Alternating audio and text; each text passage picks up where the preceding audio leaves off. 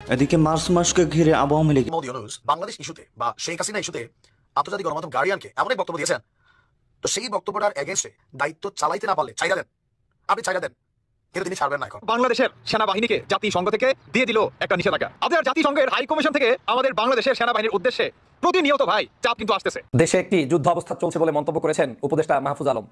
মাহফুজ আলমের এই স্ট্যাটাস আমাদেরকে ভাবিয়ে তুলেছে। ইতিমধ্যে বিভিন্ন জায়গায় সেই স্ট্যাটাস ভাইরাল হয়েছে, পত্রপত্রিকায় এসেছে।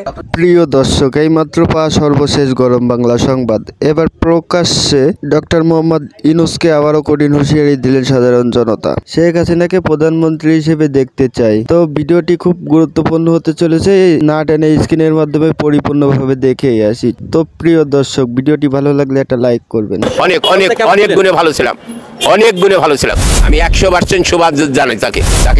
আমি নামাজ পড়েও দোয়া করি যে সে আবার আসুক। শেখ হাসিনার সময় যে উন্নয়নটা হয়েছে, একে চলবে না, এই চলবে কাকে ক টাকা দিলে সুদ পাওয়া যাবে সে জানে ওই হিসাব। সে দেশ চালানোর মতন হিসাব তার কাছে কিছু নাই। আপনাকে 10,000 টাকা দিলে কত টাকা সুদ আসবে এই হিসাব জানে ডক্টর ইউনূস। কিছুই তো নাই, আইন বলতে তো কিছুই নাই, কিছুই করতে পারবো না। আমাদের মরণ ছাড়া কোনো রাস্তা নেই। দুর্নীতি বাংলাদেশ স্বাধীন হওয়ার পর থেকে সবাই করছে, এনে আল্লাহর ওলি কেউ আসেনি। প্রত্যেকটা বর্ডারেই গন্ডগোল চলছে। বাজার দর, জীবন ব্যবস্থা, স্বাস্থ্য ব্যবস্থা, সব ব্যবস্থায় কেমন আছেন? ব্যবসা এখন যা বেচা কেনা হয় কর্মচারীর টাকাই হয় না। আজ 3 মাস থেকে কোম্পানি কোনো তেলই দিছে না দোকানে। ব্যবসার পরিস্থিতি এমন দাঁড়াইছে, এখন দোকানের ভাড়া দিব না বাড়ি ভাড়া দিব, এখন আর কোনো রাস্তা আমরা চোখে দেখছি না। সব দিকেই মনে করেন আমাদের এখন নাজাহাল। আবার আগে একটা লাইসেন্স করতাম, এখন 6টা লাইসেন্স করা লাগছে। আমার দোকানে যায়েন, আমি আপনাকে সুন্দরভাবে দিয়ে দিব। অনেক অনেক অনেক গুণে ভালো ছিলাম, অনেক গুণে ভালো ছিলাম। দোকান ভাড়া কম ছিল, বাড়ি ভাড়া কম ছিল, গ্যাসের বিল কম ছিল, এখন সব বাড়াইছে। এদিকে ব্যবসা হারিয়ে গেছে। আমার দোকানে কম করে 1 লক্ষ টাকা বিক্রি হলে আমার দোকান খরচ উঠবে, সে জায়গায় 50,000 টাকা বিক্রি হয় না। আর কোন দিকে নেবেন? এখন একটাই রাস্তা আছে, দোকান ছাড়া হয় ভ্যান চালাইতে হবে না রিক্সা চালাইতে হবে, এছাড়া আমাদের কোনো পথ নাই। আমি 100% শুভেচ্ছা জানাই তাকে। আমি নামাজ পড়েও দোয়া করি যে সে আবার আসুক। কিছুই তো নাই, আইন বলতে তো কিছুই নাই। আমি কোর্টে কেস করছি, 3 মাস ধরে ওয়ারেন্ট চলে আসছে বোয়ালিয়া থানায়, বলছে আমরা কোনো আসামি ধরতে যাবো না। কোন দিকে যাবেন? কোনো দিকে যাওয়ার কাজ নেই। আমরা হলো পেট খাটা লোক, পাট খাটা লোক, খাটি খাই, কিন্তু আমাদের তো কোনো চিন্তাই করতে পারবো না, রাহাজানি করতে পারবো না, কিছুই করতে পারবো না।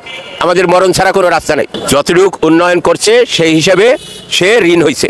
দুর্নীতি বাংলাদেশ স্বাধীন হওয়ার পর থেকে সবাই করছে, কেউ কম নাই। এখানে আল্লাহর ওলি কেউ আসেনি, দুর্নীতি সবাই করছে, কেউ কম করেনি। শেখ হাসিনার সময় যে উন্নয়নটা হয়েছে, এই উন্নয়ন হিসেবে সে বাংলাদেশকে ঋণ করে থুয়ে গেছে। একে চলবে না, এই চলবে কাকে ক টাকা দিলে সুদ পাওয়া যাবে সে জানে ওই হিসাব। সে দেশ চালানোর মতন হিসাব তার কাছে কিছু নাই। আপনাকে 10,000 টাকা দিলে কত টাকা সুদ আসবে এই হিসাব জানে ডক্টর ইউনূস। দেশ চালানোর যোগ্যতা, সে রাজনীতি করছে না, সে রাজনীতিবিদ, সে কি? হ্যাঁ, যদি কেউ ভালো আসে, আল্লাহ যদি ভালো কাউকে বসায় তাহলে ভালো হবে, আর নাহলে তার ভালো হওয়ার কোনো রাস্তা নাই।